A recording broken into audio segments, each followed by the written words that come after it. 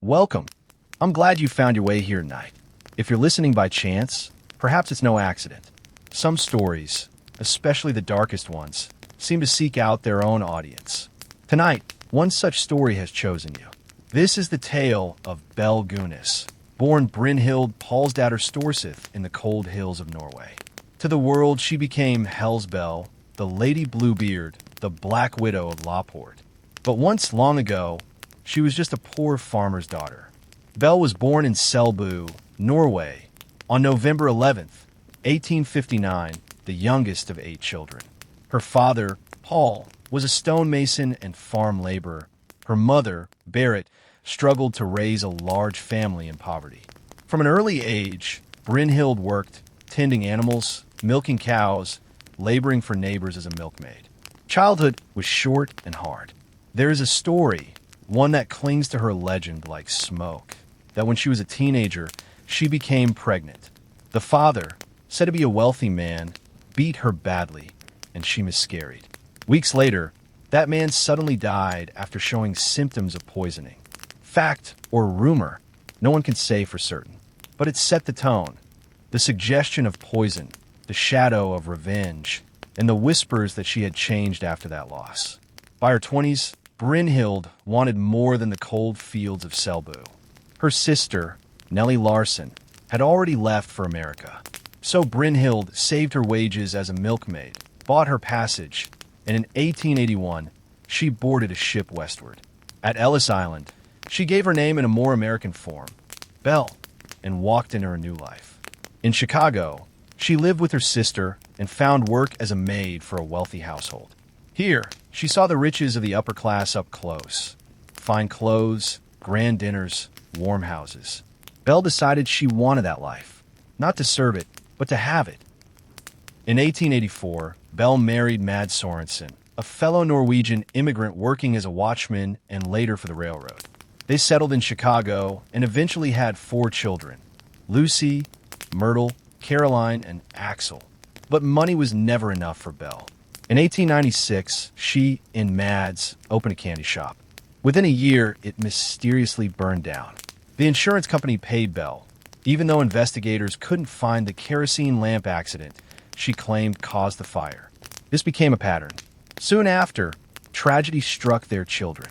Baby Caroline fell ill with cramps, vomiting, and fever, diagnosed as acute colitis, and died.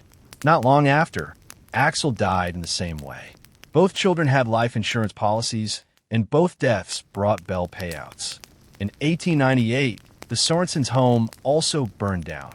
Again insured. Again paid.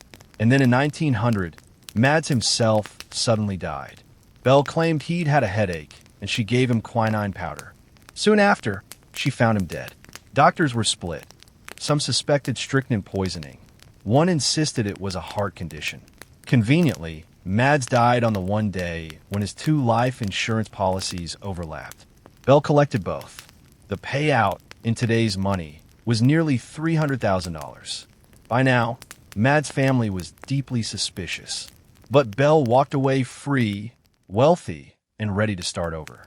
With her new fortune, she bought a farm in Loppord, Indiana, and moved there in 1901 with her surviving daughters Lucy and Myrtle, along with a foster child, Jenny Olsen. The farm itself seemed cursed. Soon after Belle arrived, both the carriage house and the boat pavilion burned down.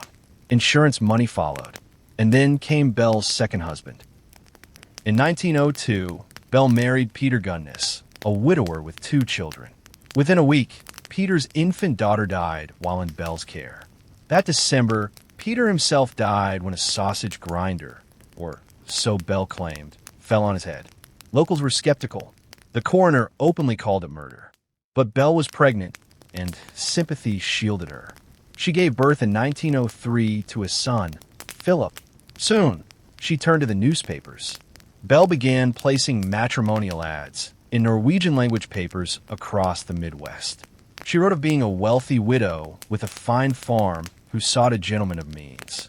She promised companionship, financial security, even home-cooked Norwegian meals to lonely immigrants. The responses poured in. Some weeks, she received up to 8 letters a day. She carefully chose men who had money but little family, men who could vanish without notice. Her letters professed love quickly, urging them to liquidate everything, sell property, gather savings, and come to her farm in Lauport. The moment they arrived, their fate was sealed. Neighbors noticed men arriving with trunks and cash, but never leaving. Belle waved away questions, saying her guests had gone west or returned to Norway. One man nearly became her victim, but survived. George Anderson of Missouri. After a pleasant dinner, he awoke in the night to find Belle standing over him, silently, candle in hand, her face twisted and cold. He fled immediately and lived. He remains the only known suitor to escape, but others were not so fortunate.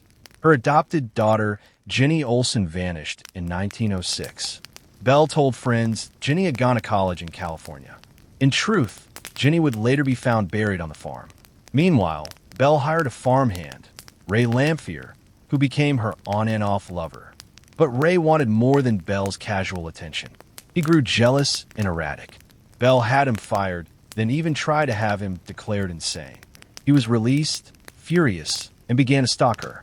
By 1908, Belle's most faithful suitor appeared, Andrew Helgelian, a farmer from South Dakota. For 18 months, they exchanged letters. Belle's final note to him dripped with affection. Come prepared to stay forever. Sell all you can. Bring only cash. Leave nothing behind. Andrew obeyed. He arrived in Lauport with $3,000. He deposited it in the bank with Belle, then vanished forever. Andrew's brother, Assel Helgelian, grew suspicious after months without word. Searching Andrew's home, he found Belle's letters, pleased to sell everything, to tell no one, to come quietly. He went to Lauport, pressing Sheriff Albert Smutzer to investigate. Meanwhile, Belle was unraveling. She fired Ray Lamphere and went to her lawyer, saying Ray threatened to kill her and burn her house.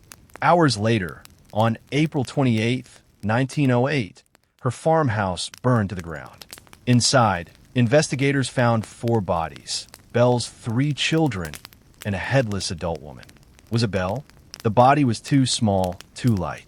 Dental work seemed to match hers, but doubt remained. At the same time, new farmhand Joe Maxon told investigators that Belle had ordered him to fill several holes in the yard days before the fire. Following his guidance, they dug. What they unearthed horrified the nation.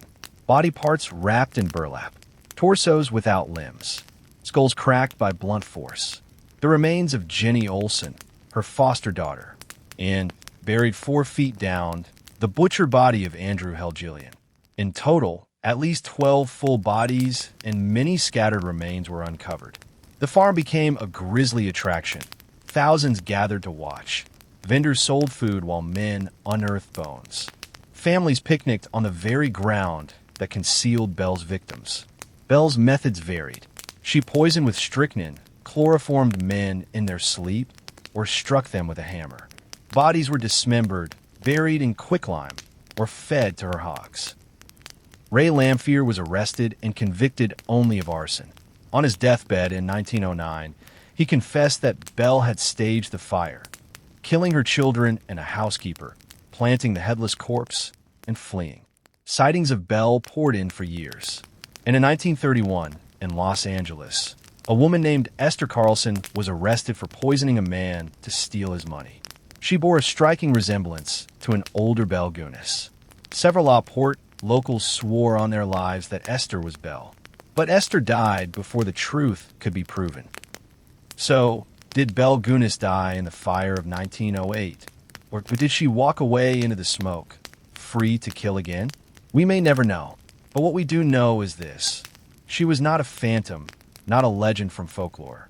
She was a woman, flesh and blood, who turned love into a trap and family into profit. If this story has held you tonight, if you felt the chill of the past leaning close, I invite you. Subscribe to Shadows of Scriptures. Stay with us as we walk further into history's darkest corners, because some stories do not wait for listeners. They choose them. And tonight, Belle Gunness has chosen you.